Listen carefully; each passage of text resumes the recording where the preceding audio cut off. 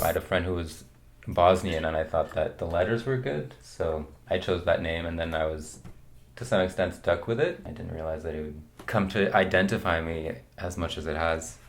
So I'm sort of a traditionalist in the sense that I really care about letters being well constructed, but I'm trying to push my limits in terms of putting in text elements and internet culture elements and photoshopping it afterwards or making it look photoshopped while painting it, um, and I wanted to play with that, right? Because graffiti is all about being in the streets and being public art and being seen, but the reality of it is that it's very now connected to Instagram and Facebook and online culture. Do any of you guys have bucket paint? Word, is there some for me?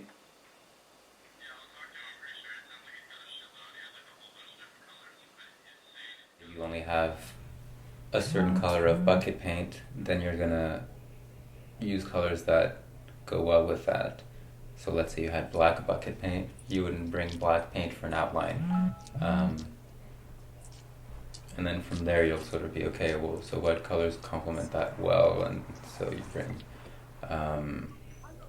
colors for effects, colors to put around it, colors for background, and you sort of build it up that way.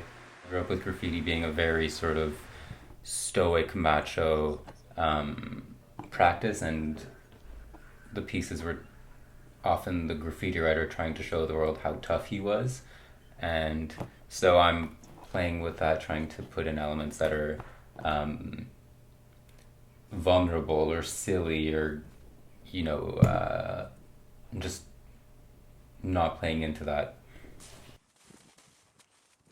If you're painting at night, you can't really see what colors you're using a lot of the time. So it's nice to plan those ahead of time if you can. Otherwise, you just have to expect that you might use the wrong colors everywhere. At night, there's less people around, so if you're going to be somewhere with the risk of visibility, then it's lowered. It's also much lower because you're in the darkness.